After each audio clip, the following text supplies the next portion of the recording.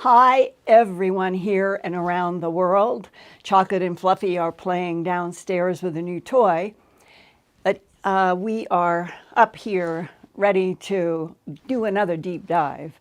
And Ian says that international viewers to our Earthfiles YouTube channel are now coming from more than 100 countries, at least 116 so far.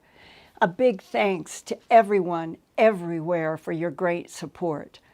And this week, the European Southern Observatory in Munich, Germany, announced that it will hold a press conference to present new groundbreaking and pioneering Milky Way information from the Event Horizon Telescope, also known as EHT, a project that is an international science effort to capture images of black holes using a, quote, virtual Earth-sized telescope, close quote. The news conference will be streamed online from the ESO website, along with simultaneous press conferences around the world in Washington, D.C., Santiago, Chile, Mexico City, Tokyo, and Taipei, the capital in Taiwan. Reporters will be provided with extensive, they say, supporting audio-visual material, and I'm looking forward to that to share with you. What could pioneering and groundbreaking news be? Well, perhaps a follow-up to ESO's April 10th, 2019 headline 3 years ago, and that was, quote, astronomers capture first image of a black hole. That was the first ever image of a black hole, and it was at the center of the Messier 87 galaxy, 55 million light years from Earth in the Virgo galaxy cluster. But what have the ESO scientists found that will be pioneering and groundbreaking? This time, the public is going to be able to ask questions. It will be right after the press conference on May 12th, and the ESO YouTube channel will host a 60-minute online event for the public to ask questions to 6 experts who study with the Black Hole Event Horizon Telescope. No registration is required. You will be able to ask questions on Twitter, and ESO gave this Twitter topic for questions. And you can also send questions to the ESO YouTube channel. You also can go to my Earthfiles.com website and click on my news headline, European Southern Observatory says groundbreaking Milky Way news coming May 12, 2022. Inside my report, I have placed hot links to the press conference and the Q&A afterward. Many of you have written to ask about mysterious implants inserted into people taken through walls or windows by beams into UFO UAPs. And it was 43 years ago, in the fall of 1979, that I first learned about these so-called tracking devices, as some people call them. That's when I began to produce my television documentary, A Strange Harvest, for the CBS station in Denver about bloodless, trackless animal mutilations. And that is when law enforcement told me, quote, the perpetrators are creatures from outer space, close quote. So investigating animal mutilations included many discussions with people who remembered as a young child hearing buzzing like bees come from their closet at night, or they saw one or more small glowing orbs of light bobbing up and down in the air next to their bed. Or they recalled not being able to move a muscle, and yet they could see they were being floated through a wall or out a window by small gray beings with large almond-shaped black eyes that glistened. Harvard University psychiatrist John Mack, MD, studied the abduction syndrome and wrote in his 1994 book, Human Encounters with Aliens, Abduction, quote, "How do the aliens pass people through walls?" Carlos describes the sensation of having his cells vibrate and dissolve as he is transported by a light beam, leaving behind a kind of ghostly shape. What is the mechanism whereby cuts and other lesions are apparently healed so promptly? One man, as Dr. Mack was saying, one man told me of a gash several inches deep that appeared on his leg following an abduction, yet this cut virtually disappeared in 24 hours. What is the process whereby abductees are tracked so they can be found whenever and wherever the beings wish? Are implants involved in this? It has been suggested that the aliens are many thousands of years ahead of human beings in their mastery of various technologies, close quote, Dr. John Mack, Harvard University in 1994. Well, when one of those alien faces ended up in 1987 on the cover of this famous book, Communion, A True Story by Whitley Strieber, many people passing bookstores were startled when they saw the cover, and then they also saw in their own mind's eye images of a UFO or non-human being, as if suddenly remembering a scene in their own life, but they had forgotten. In his book's prelude, Whitley wrote, quote, "What happened to me was terrifying. People who face the visitors do report fierce little figures with eyes that seem to stare into the deepest core of being. And those eyes are asking for something, perhaps even demanding it. Whatever it is more than simple information. The goal does not seem to be the sort of clear and open exchange that we might expect. Whatever may be surfacing, it wants far more than that. It seems to me that it seeks the very depth of the soul. It seeks communion," close quote. Whitley's first shocking exposure to the black-eyed, gray-skinned beings was December 26, 1985, the night after Christmas, when the beings took him physically from the Accord, New York cabin in the woods where he lived with his wife Anne and their son, to what might have been a spacecraft, but Whitley has never been certain where he was. I remember it as being a little room which was not clean. There were clothes thrown around, dark blue clothing. There was these beings in it were darting around. They would pop up and then be gone again in an instant. They were very frightening because they were obviously some sort of gigantic insect is how I perceived them. They had those big black eyes that are on the cover of Communion. The room had a faint sulphurous odor in it, maybe also an odor of cinnamon. I was trying to get up and get out of there, but I couldn't move. At first, I thought I was having some sort of bizarre nightmare. But then when I couldn't wake up and I realized it was real, I started trying to escape. And I couldn't escape because I could not move. But I could move my head, and I was looking around. And apparently I was screaming because I began to hear a voice saying, "What can we do to help you stop screaming?" And one of them opened a little silver case before my eyes in which there was a long tapering needle and said that they were going to insert this into my head, and it sent a wave of terror through me.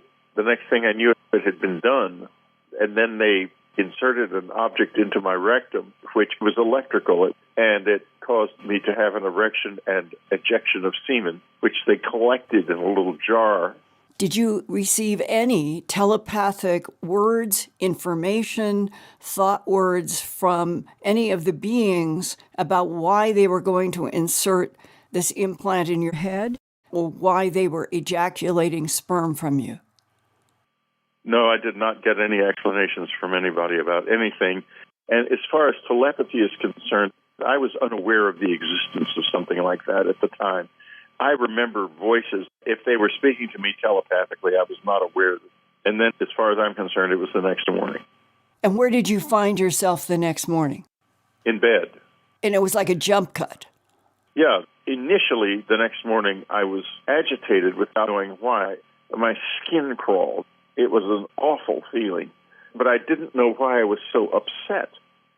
And I began to think, something is wrong with you, Whitley. And I got very frightened. And eventually, medical tests and psychological tests showed that I was normal psychologically and medically, quite fit, actually. And the test for temporal lobe epilepsy not only showed I didn't have that, but that I had an exceptionally stable brain, one that was unlikely to have any kind of seizures. They put this in my ear, in the outside of my ear. It's there right now. It's still there, through my skin. And they did not leave a scar. How do you do that? Mm-hmm. Or what Dr. Lear found was so remarkable. The objects he found that were mostly embedded under people's skin were encased in epidural tissue. That's tissue from just below the outer layer of the skin. This was done so that the objects would not be rejected by the body. But we don't have the technology to do that.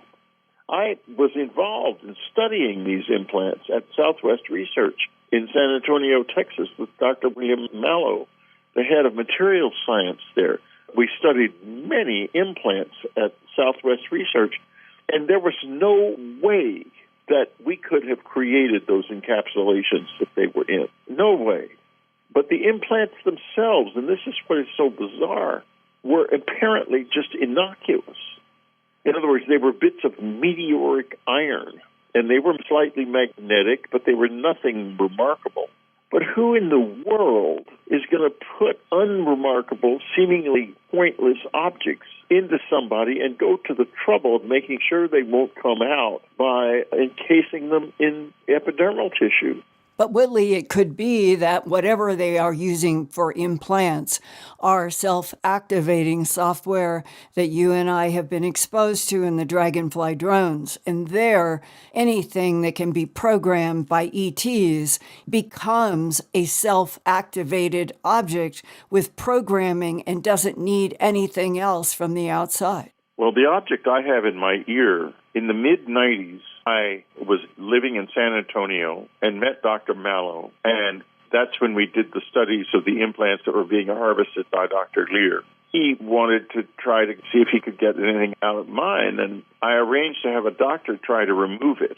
And this is all on videotape. It's on my website, Unknown Country. And the doctor tried to remove it from my left ear. He opened up an incision and could see a white disc. My wife was there, and she saw the disc, too. But when he touched the disc with the edge of his scalpel, preparatory to removing it, it disappeared. It went down into the earlobe, through under my skin on its own. And so he closed the incision up because we'd have to cut my whole ear off in order to get it out. 2 days later, it moved back up into the position it's in now. He did get a sliver of it, and he sent that to a laboratory, and the lab technician reported that it was a metallic base with proteinaceous cilia attached to it, and that the cilia were motile, they were moving. In other words, that cilia were some kind of organic thing, and they were attached to this metallic base. So it was a very sophisticated thing. And that has been reported in at least one animal mutilation case. The eyewitness, he was bending over, amazed at the lack of blood and fluid, when he saw something move. He put his hand down to the jaw, right on the edge of where the hide was coming around the keyhole of the clean jaw.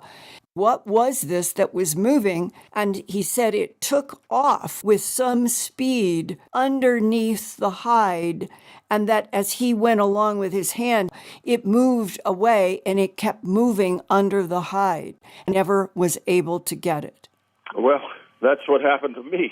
They never were able to get it. And these things do that, and they move on their own. That happened to Dr. Lear's surgeries routinely, and they would clamp the area around the object because they knew that it would move if it could. Some of them they didn't get, but some of them they did, and we tested about 10 of them. All of them except one were the same thing. They were meteoric iron. Another longtime abductee with implants is attorney Terry Lovelace, who was also honorably discharged as a U.S. Air Force Staff Sergeant after 6 years of service at Whiteman Air Force Base in Missouri from 1973 to 1979. Now 71 years old, and Terry self-published a book in 2018 entitled Incident at Devil's Den, about his abduction into a huge triangular-shaped UFO along with his U.S. Air Force buddy, Toby, during a camping trip to Devil's Den, Arkansas in June 1977, when Terry was 22 years old, 2 years before he left the Air Force and became an attorney.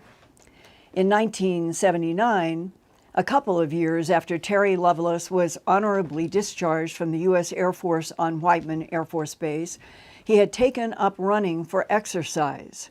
And that's when he noticed a spot above his right knee that went numb when he jogged. 34 years later, on October 22nd of 2013, at age 58, Terry's leg gave out completely. He fell and ended up in the Dallas, Texas Veterans Administration Medical Center Radiology Department, staring at x-rays of his right knee and thigh. A female radiology tech took x-rays and radiograms, and then a male radiologist told Terry that one anomalous object above his right knee was made of metal with wires attached, almost in a square shape, and wanted to know what had happened. How did this metal object with wires coming from it get into Terry's right leg? Terry answered he had no idea how anything got in his leg without him knowing, but that since 1979, when he ran a couple of miles, there would always come a numb spot where the radiologist was then showing him the strange metal object on the x-ray. The radiologist said there must be scar tissue, and he looked on the skin surface and then in radiograms of the subcutaneous tissue in which the metal implant was embedded. After his detailed exam, the radiologist admitted he could not find any scar tissue, and he was very puzzled. Further, in x-rays of Terry's right knee, there was a 5-petaled, almost flower-like object that glowed white. The x-ray technician said, quote, "I've never seen anything like this before," close quote. Well, the radiologist hypothesized that it was a Baker's cyst, which would have caused Terry's right leg to collapse. And I ask a professional radiologist that I know about this particular x-ray. She said that it was likely that it was a Baker's cyst. However, she conceded that she has never seen a Baker's cyst present with such uniform geometry before.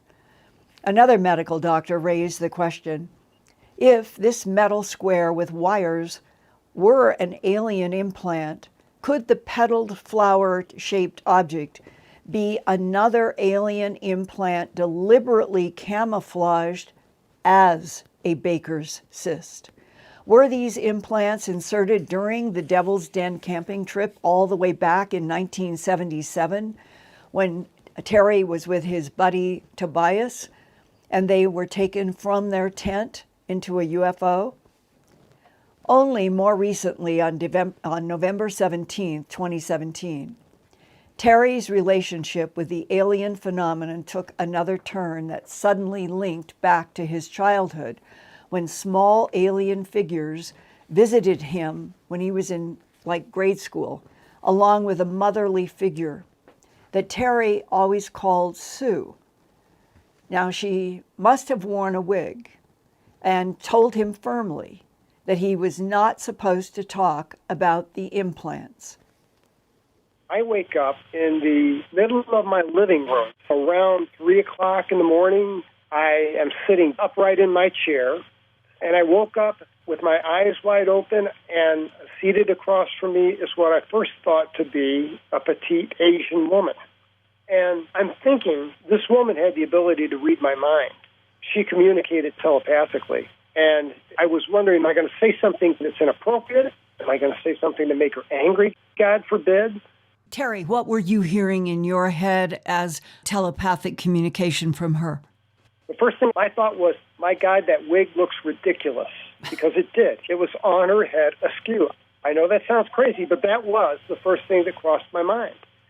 And when I said that, she said telepathically, "You don't like my wig? It's the same." And my thought was, the same as what? And she says, the same as the last time we met one another. Is it the sound of a female voice in your head where you're normally accustomed just to your male thoughts? Or what is it that you are getting as the experience of telepathic thought? What I received was a female voice as audible and as clear and as audible as any spoken word you've ever heard. But it wasn't through my ears. It was in my head.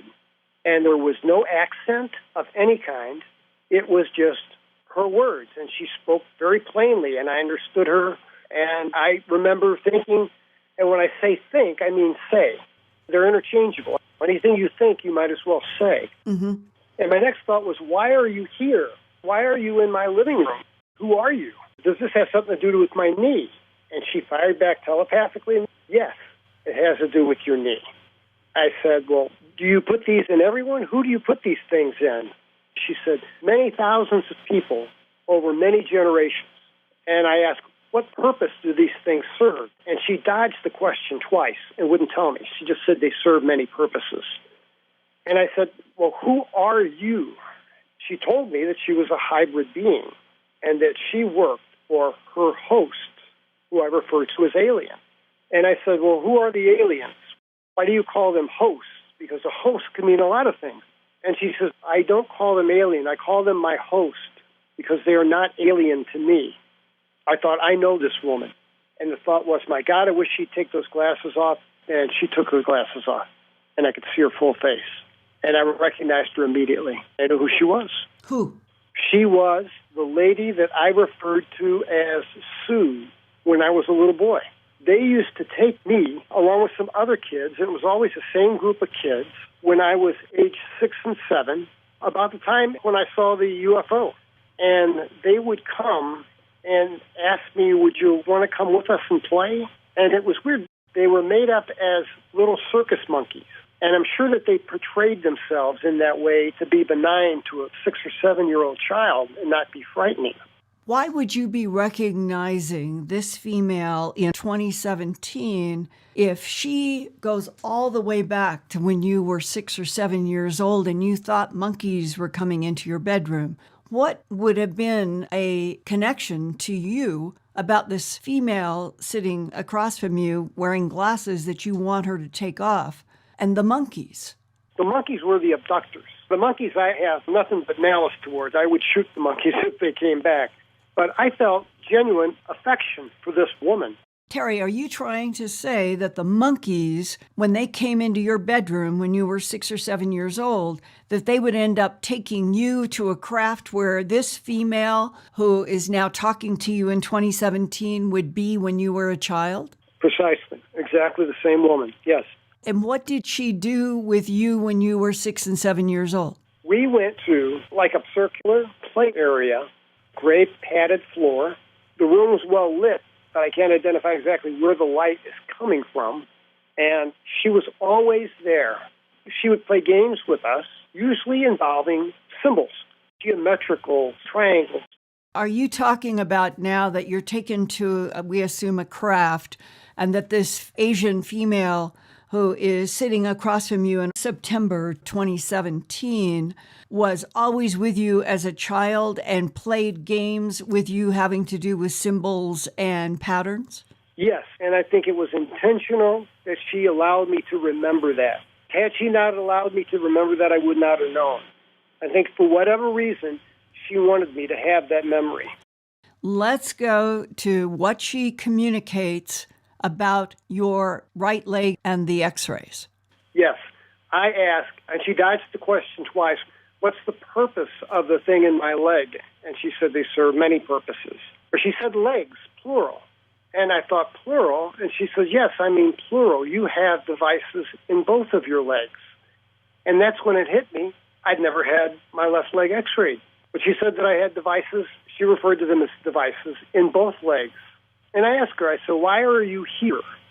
And she said, you shouldn't write your book or speak about some of these things because you don't know, you're not smart enough to discern what's important and shouldn't be talked about, and what's not so important is no big deal to talk about. Because of that, you shouldn't speak. If you speak, people may believe you, and you know things that you shouldn't know, you shouldn't be talking about. And I said, well, what makes me any different from anybody else? I said, there are 10,000 people out there writing books about UFOs and writing about their experiences. What makes my experience any different from any other? And she said, because people will believe you. There's nothing that makes me anything special. I don't understand it, but that was her answer to me. Probably because you have had a military background, an attorney background, you're intelligent, and for a while you would have had Tobias to back you up. That would have been nice. In your book, you talk about what is basically a veiled threat from her. Can you explain that now? It was not the least veiled. There were two, what I interpreted as threats. She said that the things above my knee can't be removed and analyzed by terrestrial scientists. She said her host will not allow that to happen. And she said they're going to come and take them from you. And she said they'll take them from you in the middle of the night and you'll have no pain whatsoever. And her second threat was more direct. And she said, if you talk about these things, your government will kill you. And I thought, my God. That came out of her mind to your mind. Correct. All telepathic. When she said, if you do talk and do your book, your government will kill you, did you then mentally ask her, why would my government kill me because I have your implants in my legs? That was pretty much toward the end of the session, because after she said that, I was shocked, I guess. I think that was pretty much when things wrapped up. All right. That was September 2017. We are talking in January of 2019.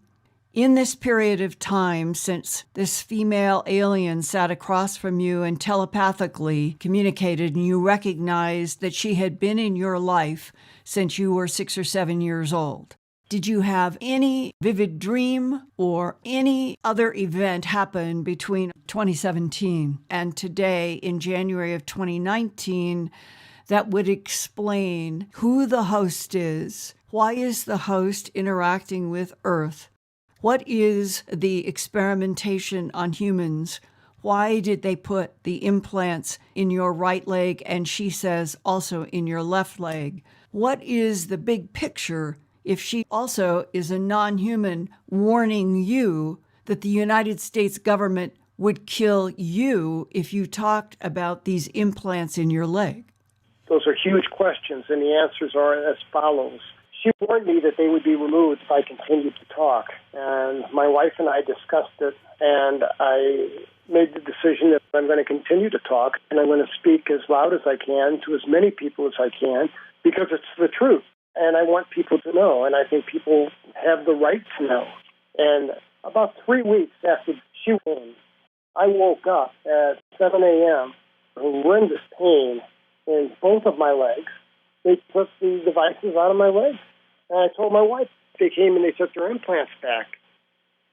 They give me a feeling of urgency, that there are things that are going to happen and things that are happening now that are not under our control and that only very few people know about.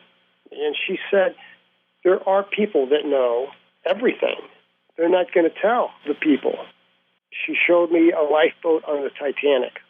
And she said, a beehive example. These thoughts are planted in my head.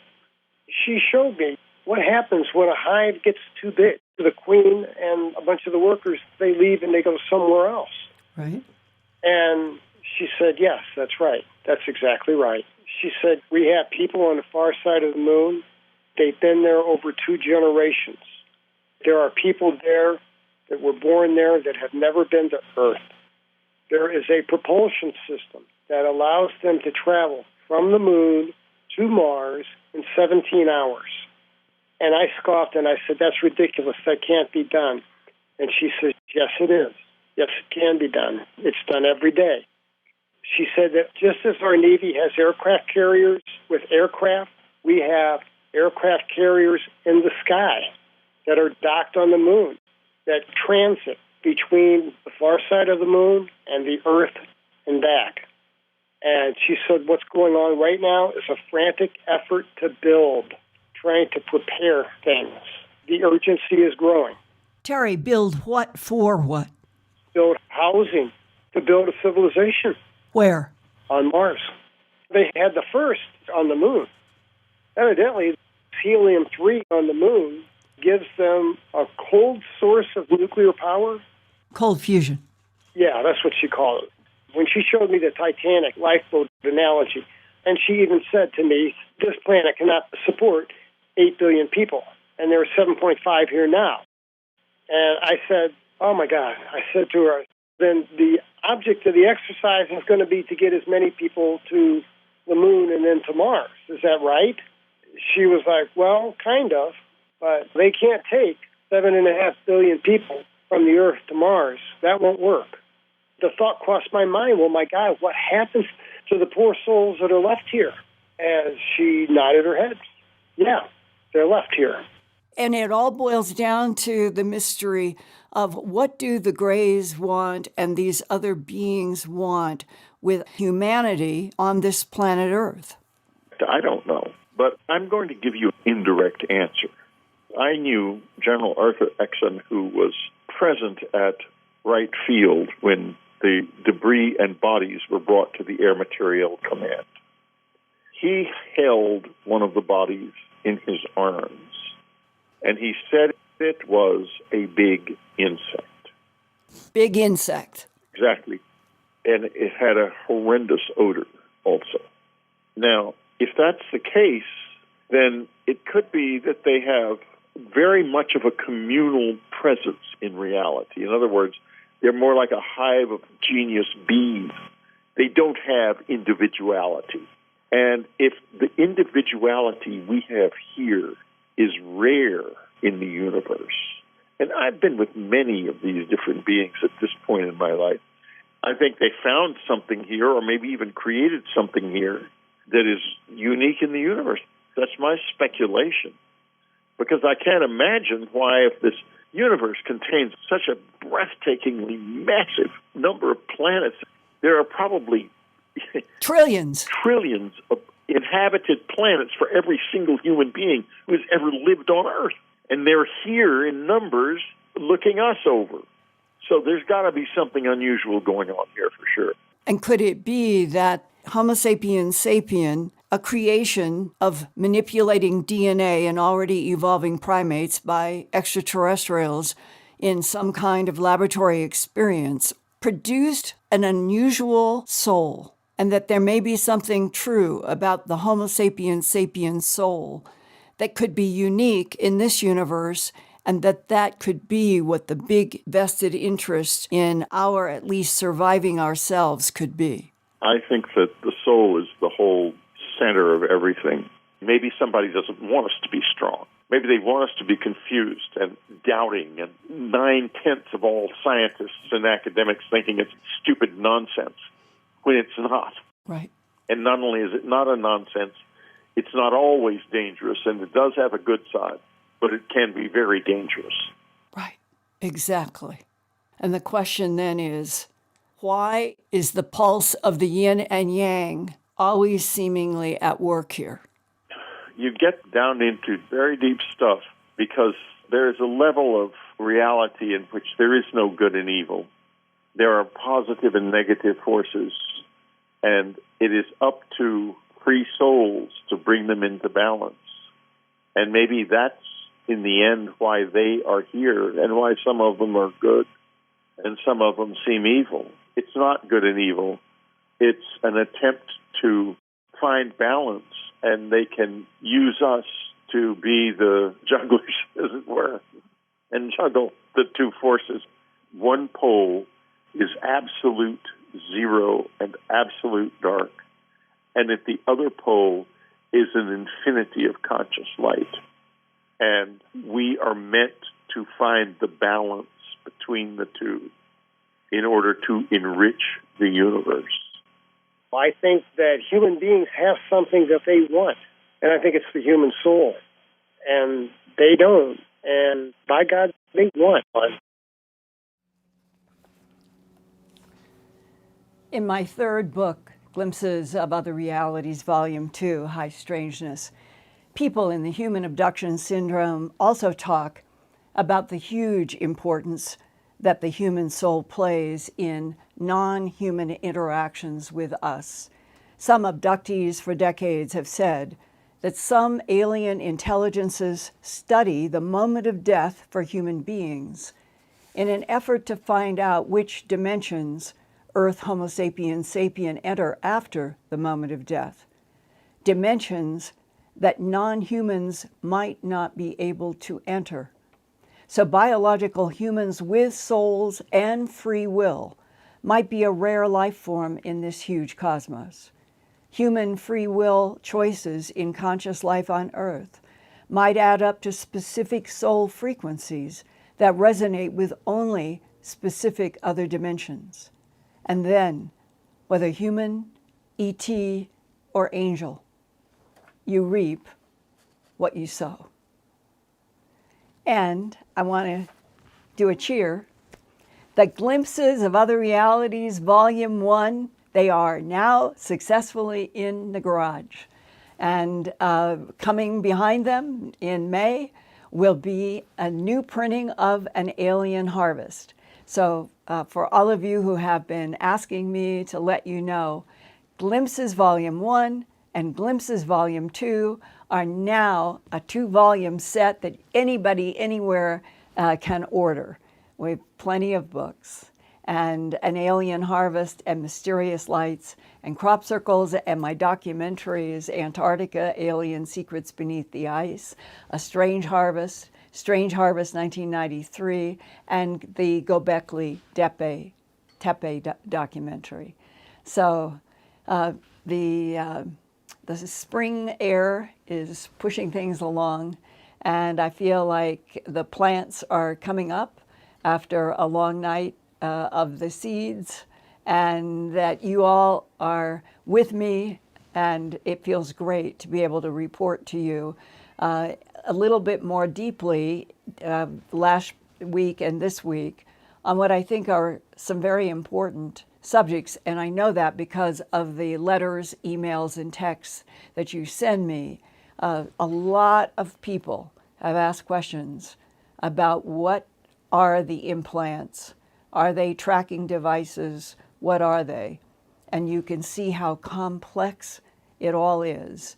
And the insights of Whitley Strieber and Terry Lovelace, I think, are so valuable. And I would like to hear from all of you, even if you want to remain anonymous, meaning you don't want your name for me to read, but if you yourself feel that you have implants or you have questions that you have never asked anybody before, this is now in a good time to communicate with me about the whole implant issue. Certainly we don't have all the answers by any stretch, but if you took everything that we did last year or last week with Adam Burns and with him last year, and what we heard from Whitley Strieber and Terry Lovelace tonight, the complexity, the depth, the breadth, the complexity of other dimensions that we are really not very educated about as beings on Earth at all. I find it both exciting, kind of exciting, like very exciting to learn, but frustrated that we still are in a timeline where the government and others who do have answers to some of these many questions are still sitting on information. And I sure hope that we're going to have a headline somewhere this summer that maybe even congressional hearings will be held. But if the policy is still of denial about these subjects, I think we're not going to hear much publicly. So that's why you guys keep coming to the Earthfiles YouTube channel. And Ian, are you there? I wanted to, yes, I wanted to make sure you were there for questions and comments, and knowing that we did a long dive on the implants, but to let everyone know, for you to let everyone know that Glimpses Volume 1 is now available with Glimpses Volume 2 in the chat, and that one other piece of follow-up from last week. There were some people in the chat, right, Ian, who were saying that dinosaurs are not reptiles. And I did a lot of research at the National History Museum in the UK and other places. And I just wanted to say and suggest to everyone that you do that as well. Do it yourself, and you will find that the sentences always say dinosaurs are a group of reptiles that dominated the land for over 140 million years. They evolved diverse shapes and sizes that range from very small to very large. And there is also another word that is applied to dinosaurs, archosaurs, archosaurs, again, defined by museums and science institutions as a larger group of reptiles that first appeared about 251 million years ago. So I'm not certain how that confusion began, that the dinosaurs, they're complex, and I think it's the blood issue, that between cold blood and warm blood, what they think that the dinosaurs fell into was a category on the blood that was neither really cold-blooded or really warm-blooded, but stayed somewhere in the middle. And that is the separation in the science on them as still a form of reptile. Okay, with that, Ian, I'm putting my pile of notes away, and I'm swinging to you. And I realize that I'll go 10 minutes now with Q&A. But next week, I promise everybody that what we'll do is I'll do some news, but I'm going to go to Q&A. And Ian has been organizing questions. So right now, Ian, let's see what we can do with comments and questions here for 10 minutes. Okay, Linda. First of all, tell us where we can get the book from. By writing to, or first, do a web search to the Earthfiles website, www.earthfiles.com. And when you are there, on the right is a column, and there's Earthfiles Shop, and it's near the top. I think it's in blue, Earthfiles Shop. Click on there, and everything that you need on my books, on my documentaries, t-shirts, everything is there. Everything is current, and that's where you can order Glimpses Volume 1, and chocolate has jumped up. Glimpses Volume 1, 2, Mysterious Lights and Crop Circles and Alien Harvest, the documentaries, T-shirts, and so forth. It's simple. Okay, thanks, Linda. And thank you for mentioning as well that Earthfiles is being viewed all around the world. The last analytical data that I have shows that Earthfiles has been viewed in 116 different countries. And we also have people tonight from Ethiopia, Taiwan, and Bahamas, as well as all over the United States, Canada, and many places in Europe. And we've had some from the Ukraine, right? That's right, we have. Despite the problems in Ukraine, of course, people are still viewing Earthfiles, unbelievably. We're also getting, we also have a mention for Romania, who are now the 7th most popular country where Earthfiles is viewed. Wow. Well, welcome everybody.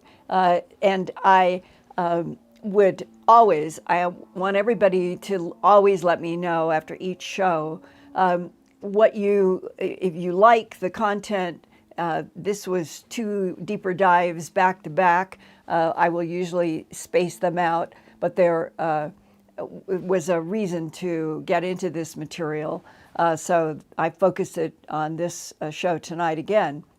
And I would love to know if, even though questions and answers are a part that you all like, is this show, like last week with Adam, where I'm doing something deeper without as much time for Q&A, do you like this as much as when there's more Q&A? As long as I space out Q&As as we go through the year. I would love your feedback on that. So what have we got in a question now, Ian? Well, a lot of people in the chat are chiming in with their own experiences of implants and saying that they've had implants and they've had implants removed and seen them themselves. And also people are talking about the buzzing noise that they sometimes get. Here's a question for you. I get a buzzing in my right hip 2 or 3 times a year. Could that be an implant? I would say that it is not proven medically in some kind of a published book that I know of, but I would say that that is probably likely, because I have interviewed people who say that they have clicking sounds inside of their ear, or a buzzing sound like bees, they feel it around them, or a part of the body will suddenly vibrate, and it will do it in a cyclic way, and this would fall into that category. And for those who have had implants removed, I would very much like to hear from you. If it is possible to send me, whether you had a full medical report, something that was medical for the reason of getting the implant out, and do you have photographs? And if so, I would very much like to be able to share that. I do not have to share a person's name or their face, but to be able to share what is really going on in the world, honestly, with photos, with medical documents, x-rays, scans, all of it. If you have done it, you can be assured that I can report about what you have found in implant investigation without violating your requests for anonymity. I do it all the time. I always have. And so there is a way to work with some of this information and put it out to, we'll call it our Earthfiles YouTube channel group, and still be able to report about it. For those of you who are not worried about remaining anonymous, that also I'm seeing more and more people saying, for the first time in 43 years since doing A Strange Harvest, I have had more people say, I want you to use my name. Like where everybody's beginning to feel like, why are we not talking about all of this publicly? Why must it be a secret? That's the first time that I have felt that kind of energy as much as I have in the past few months. But you have my word. You can communicate with me, and I never ever am going to use a name, anything publicly unless I would have your written permission. So this is a way of meeting in the middle, that I can get your reports, you can trust that what I'd like to do is to talk about what has been found with medical reports, not anecdotal, with hard medical x-rays, scans, all of that. That's what I'm looking for. And then collaborate by doing an interview to find out the information. So this could be very interesting, Ian, if we start getting a lot of comments going in that direction. Right, and I've asked people if they can contact us and share more information directly with us as well. Okay, here's another one, Linda. Have you heard anything about an implant that looks like a very small packed sphere made of very dense carbon? We recovered a sphere like that from my husband's earlobe. Spherical shaped implants I have heard about a lot. Dense carbon, I'm not exactly sure, but this is classic. I would love to find out more. And if who sent this to you, if they can let you know how I can get a hold of them, perhaps by phone, then I could call and talk about what documentation exists and if it would be possible to show it here at the Earthfiles YouTube channel with or without the name and the identifier. And that's how we'll all learn, because what we need is hard evidence and hard data to be discussed in everything from animal mutilations to human abductions and implants and hybrids and all of it. We need to be talking about data and hard evidence. So this would be a perfect example, Ian, if this couple would talk to me and I could do a report, even if they don't want to be identified. Well, we'll see if they can contact us, and we'll reach out to them and hopefully learn more.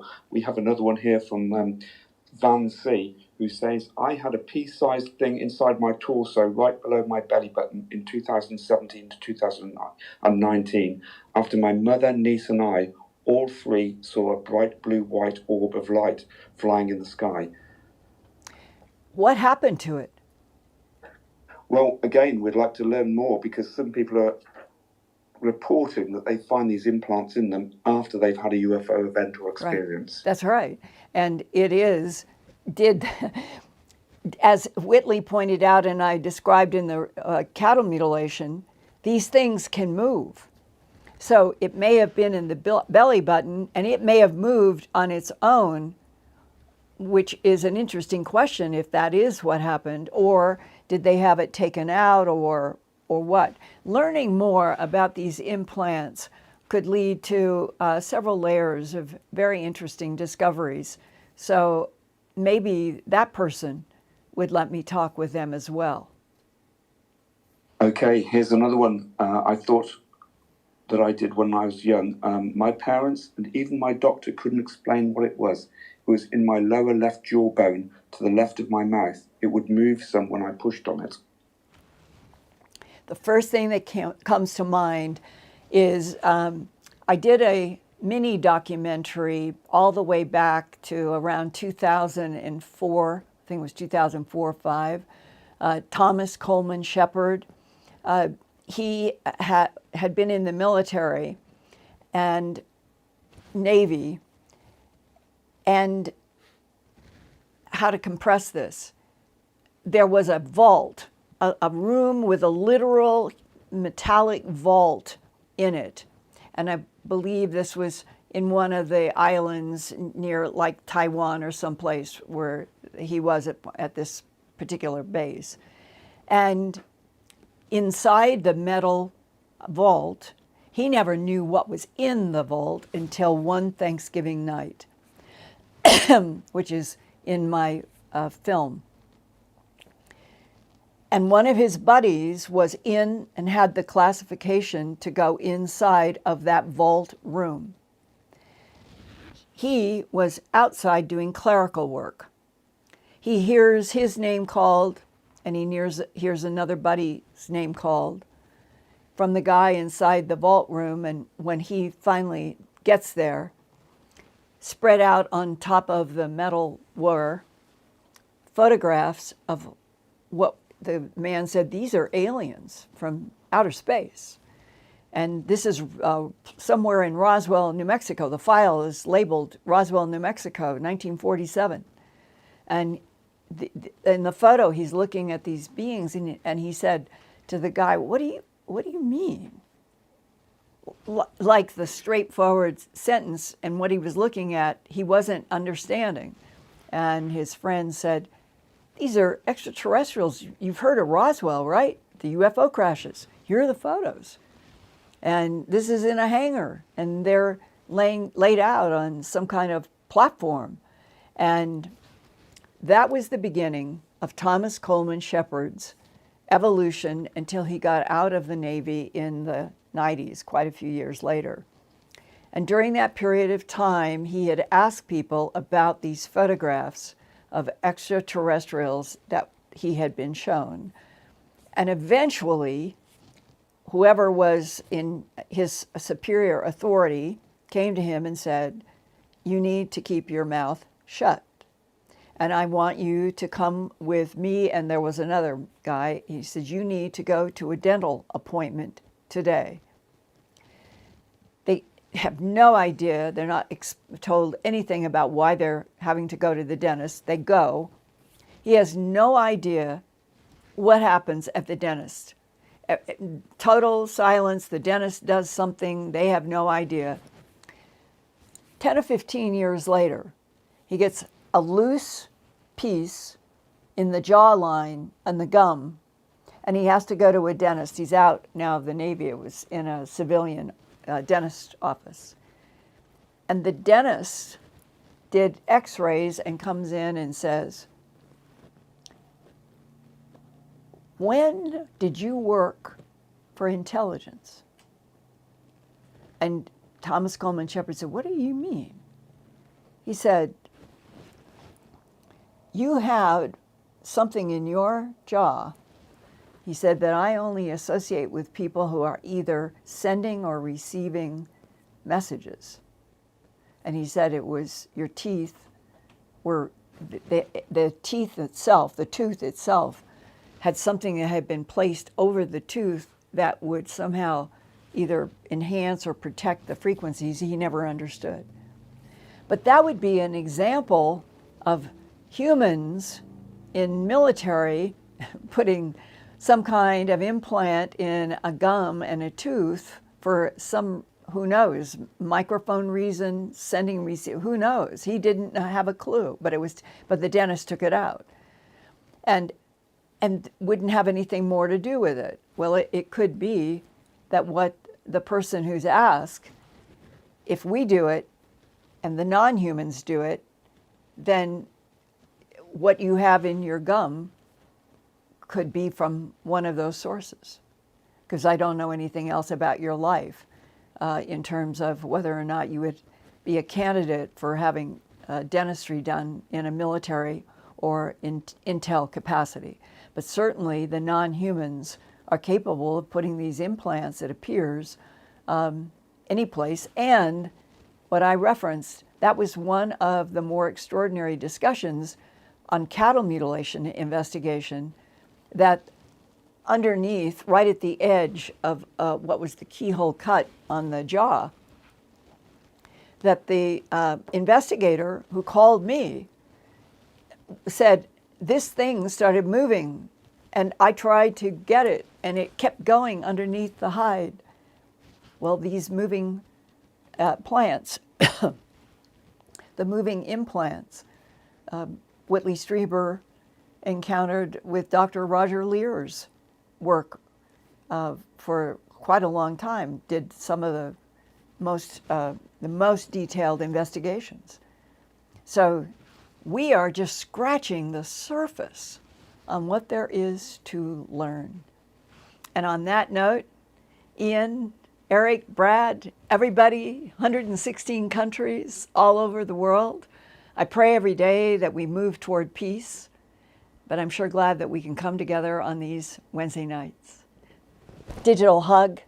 I love you guys. See you next week.